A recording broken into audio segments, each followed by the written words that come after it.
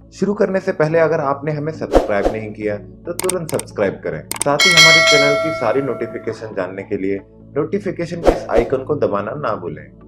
देश भर में अनलॉक की प्रक्रिया जारी है। ऐसे में जरूरी है हम सावधानी बरतें। इस भीषण वायरस को हराना है तो कुछ सावधानियां बरतना आवश्यक है।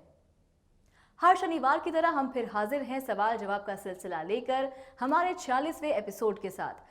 कर्म आयुर्वेदा के YouTube channel kidney treatment without dialysis में आपका स्वागत है। आप हमारे चैनल पर किडनी की बीमारी और उसके आयुर्वेदिक उपचार की सारी जानकारी आसानी से पा सकते हैं। आपके सभी सवालों के जवाब लेकर हम फिर आए हैं नए एपिसोड के साथ, जहां हम किडनी से जुड़े आपके सभी सवालों के जवाब देने की कोशिश करेंगे। पिछले हफ्ते के हमारे गुरुवार और शनिवार दोनों एपिसोड्स को प्यार देने के लिए शुक्रिया। पिछले कुछ हफ्तों में आपने हमारी वीडियोस को बहुत प्यार दिया। वीडियोस पर व्यूज के साथ साथ हमें आपके लाइक्स और कमेंट्स भी मिल रहे हैं।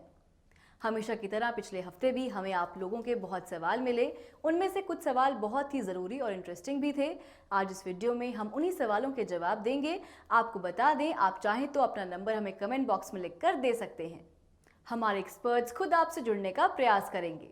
देश भर में अनलॉक की प्रक्रिया चल रही है। हालांकि कोरोना वायरस अभी भी तेजी से फैल रहा है। ऐसे में कर्मा आयुर्वेदा आपसे अनुरोध करता है, आप अपने स्वास्थ्य का विशेष ख्याल रखें, घर से बाहर कम से कम निकलें। किडनी रोगियों को इस माहौल में और सतर्क रहने की जरूरत है। स्वास्थ्य विभागों का मानना है कि जो लोग पहले से ही किसी बीमारी से ग्रस्त हैं, जैसे डायबिटीज या किडनी की बीमारी, उन्हें इस वायरस का खतरा ज्यादा है। इस भीषण वायरस को हराना है तो कुछ सावधानियां बरतना आवश्यक है। इससे पहले हम आज के सवाल जवाब शुरू करें, आगे बढ़ने से पहले हमारे चैनल को सब्सक्राइब करें और सारी जानकारी आसानी से पाने के लिए बेल आइकन को जरूर दबाएं। चलिए सवाल जवाब का सिलसिला शुरू करते हैं। आज का पहला सवाल किया है श्रीकांत कुमार जी ने। इनका सवाल है, किडनी फेलियर का मुख्य कारण क्या होता है? पहले तो सवाल पूछने का बहुत बहुत धन्यवाद श्रीकांत जी। किडनी फेलियर के बहुत सारे कारण हो सकते हैं, लेकिन मुख्य तौर पर कोई भी पिछली मेटाबॉलिक डिजीज जैसे डायबिटीज या हाई बीपी किडनी फेल होने का कारण बनते हैं। साथ ही आपकी अस्वस्थ जीवन शैली और गलत खान पान किडनी फेल होने के कॉमन कारण होते हैं। किडनी की बीमारी को साइलेंट किलर कहा जाता है, क्योंकि अधिकतर रोगी लंबे समय तक इसका पता नहीं लगा पाते। ऐसे में अपने स्वास्थ्य पर ध्यान दें, स्वस्थ आहार और स्वस्थ जीवन शैली अपनाएं। अब दूसरा सवाल, करीब 2 महीने पहले मेरा क्रिएटिनिन 1.4 था और अब 1.1 है। क्या अब मैं सब कुछ खा सकता हूँ? ये सवाल हमसे किया है अंकित भारती जी ने। अंकित जी, पहले तो ये काफ़ी अच्छी बात है कि आपका क्रिएटिनिन कम हुआ है और आपका स्वास्थ्य पहले से सुधरा है, लेकिन आपको कुछ और समय तक अपनी डाइट पर ध्यान देना ज़रूरी है। इस इम्प्रूवमेंट के आधार पर भी कुछ बदलाव लाए जा सकते हैं। इसके लिए आप हमारे एक्सपर्ट्स या डाइटिशियन से संपर्क कर सकते हैं। चलिए अगले सवाल की ओर चलते हैं। आज का तीसरा सवाल, किडनी में अगर सूजन हो तो क्या क्या खा सकते हैं? यह सवाल हमसे पूछा है करण चौधरी जी ने। करण जी, यदि सही समय पर किडनी में सूजन की समस्या का उपचार नहीं किया जाए तो ये एक गंभीर रूप ले सकती है। इसके उपचार में आपका आहार यानी आपकी डाइट काफी अहम रोल प्ले करती है। आपको एक स्ट्रिक्ट रीनल डाइट चार्ट तैयार करना चाहिए। अपनी डाइट में किन चीज़ों को शामिल करें और किन चीज़ों को अवॉइड करें, यह आपकी रिपोर्ट्स देखने और एनालाइज करने के बाद ही बताया जा सकता है। हम आपको ये ज़रूर बताना चाहेंगे कि इस समस्या का सबसे बेहतर उपचार है आयुर्वेद। आप आयुर्वेदिक उपचार से इस समस्या का जड़ से उपचार कर सकते हैं। इससे थोड़े वक्त में ही फिर से अपनी सामान्य जीवन शैली शुरू कर सकते हैं। रही बात डाइट की, तो आप इस समस्या में सादा भोजन खाएं। यदि आप हमारे एक्सपर्ट से बात करना चाहें तो डिस्क्रिप्शन एरिया में दिए गए नंबर पर कॉल करें। साथ ही चाहें तो अपना नंबर भी कमेंट बॉक्स में लिखकर दे सकते हैं। अगला सवाल है, क्या किडनी के मरीज आलू के परांठे खा सकते हैं? ये सवाल हमसे किया है आलोक एका जी ने। आलोक जी, आलू के परांठे खाना सभी नॉर्थ इंडियंस पसंद करते हैं। किडनी की बीमारी में इन्हें खाना रिस्की हो सकता है। दरअसल आलू में अधिक मात्रा में पोटाशियम मौजूद होता है। ये पोटाशियम किडनी रोगी के लिए फायदेमंद नहीं है। ऐसे में आप आलू के परांठे का सेवन बिल्कुल ना करें। यदि आप हमारे एक्सपर्ट से कोई भी राय लेना चाहते हैं तो हमारे हेल्पलाइन नंबर्स पर संपर्क कर सकते हैं।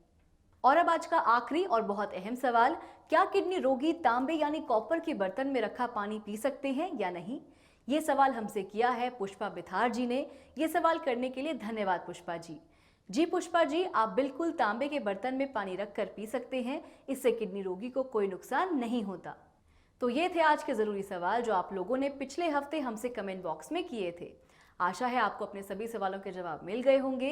इसी तरह हमें अपने सवाल लिखकर भेजते रहें। अगले हफ्ते हम फिर हाजिर होंगे नए सवालों के साथ।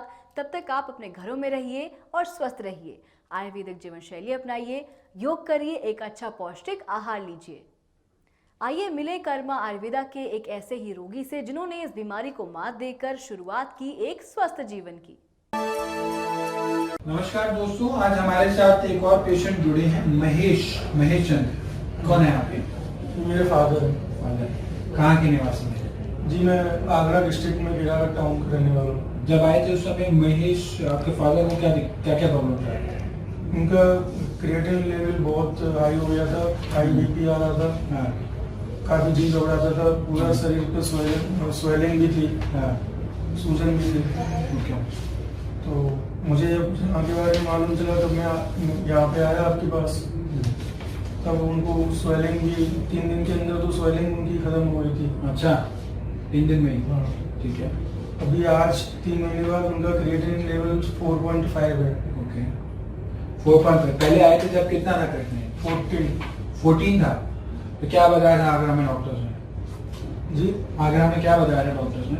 आगरा में डॉक्टर्स ने बोला डायलिसिस करने के लिए और फाइनल ट्रांसप्लांट करने के लिए, पर हमने डायलिसिस नहीं करवाया था क्योंकि हमें कुछ लोगों ने एडवाइस दिया था, यहाँ के बारे में बताया, तो हम आयुर्वेद का हमने सहारा लिया। तो बहुत अच्छे रिजल्ट्स आए हैं, अनडाउटेबली। रिपोर्ट्स कराई हैं इन्होंने। ये अच्छा, आगरा जी, जयपुर का रिपोर्ट है। श्री राम डायग्नोस्टिक सेंटर जयपुर से कराया। क्रिएटिनिन 13 के आसपास था 12/7/2019 से। इसी रिपोर्ट को रिकन्फर्मेशन के लिए एक और लैब से रिपोर्ट ली हुई है, ये आगरा की है, और इसमें क्रिएटिनिन 12 के आसपास है, और ये है 7/7/2019, यानी कि जुलाई महीने में क्रिएटिनिन 12-13 के आसपास था इनका। और इसके बाद अब इन्होंने लेटेस्ट रिपोर्ट कराई है 1 अक्टूबर 2019 को। क्रिएटिनिन 4.7 हो चुका है, यूरिया 43 हो चुका है।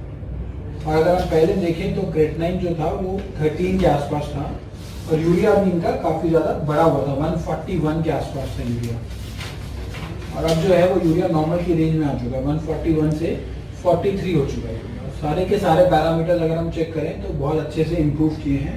क्रिएटिनिन 13 से लेके 4 की रेंज में आ चुका है, और ये सिर्फ हुआ है मात्र 3 महीने के अंदर। 3 मंथ्स में पेशेंट का क्रिएटिनिन 13 से लेके 4 तक कैसे आ सकता है बगैर डायलिसिस के?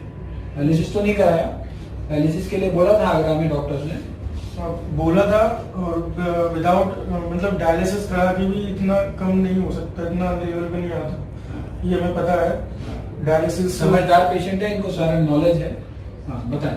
तो डायलिसिस कराने के बाद में भी इतना लेवल कम नहीं होता है। डायलिसिस कराने के बाद में भी जो आपका 2 दिन के अंदर भी वहीं पे आ जाता है क्रिएटिनिन लेवल, फिर उसको कराते रहो तो वो उतना ही रहता है, लेकिन 6-7 तो रहते ही रहता है डायलिसिस वाले पेशेंट का। तो मुझे तो काफी खुशी है कि मुझे मेरे फादर को रिजल्ट मिल रहे हैं। मैं उम्मीद करता हूँ कि आगे भी अच्छे रिजल्ट मिलेंगे। डॉक्टर साहब का बहुत बहुत धन्यवाद देना चाहता हूँ, और आगे बस वो मेरे फादर को अच्छी तरह से सीरियसली ले लें और भी ज्यादा, ताकि उन्हें इम्प्रूवमेंट हो। बस ऐसी मेरी डॉक्टर साहब से प्रार्थना है। सीरियस होने नहीं देंगे, सीरियस तो हॉस्पिटल में होते हैं, सीरियस होने नहीं, मतलब सीरियसली आप ले लें, मतलब इसके क्रिएटिनिन जो है 13 से लेके इनका 4.7 के आसपास आया है, और बहुत अच्छे रिजल्ट इनको नजर आए हैं। और क्रिएटिनिन भी रिड्यूस हुआ है, बाकी सारी चीजें भी बहुत अच्छे से रिड्यूस हुई। लग के इन्होंने सारी चीजें फॉलो करी और बहुत अच्छे इनको रिजल्ट विजिबल हुए। क्रिएटिनिन भी रिड्यूस हुआ, यूरिया नॉर्मल की रेंज में आ चुका, और सभी के सारे पैरामीटर्स जो हैं वो कंट्रोल्ड हैं और बहुत अच्छे। Stop kidney dialysis. तो देखिए आपने आयुर्वेदिक उपचार की क्षमता।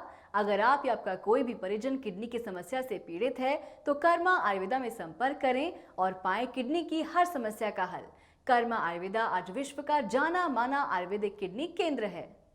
यहाँ सिर्फ भारत से ही नहीं बल्कि कई अन्य देशों से किडनी रोगियों ने आकर अपने नए जीवन की शुरुआत की है।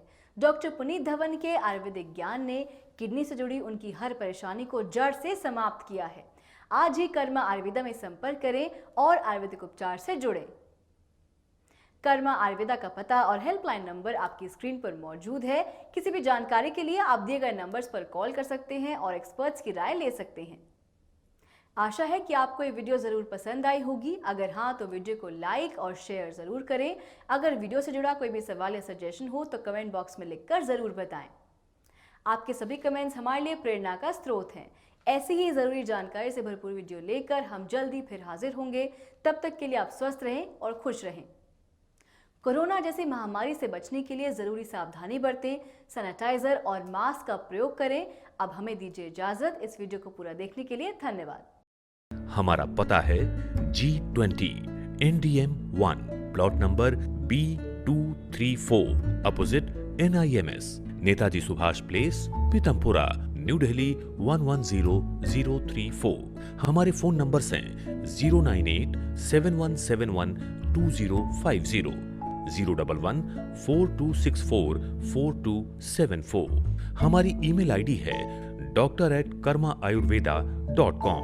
अधिक जानकारी के लिए आप हमारी वेबसाइट www.karmaayurveda.com पर लॉग ऑन भी कर सकते हैं।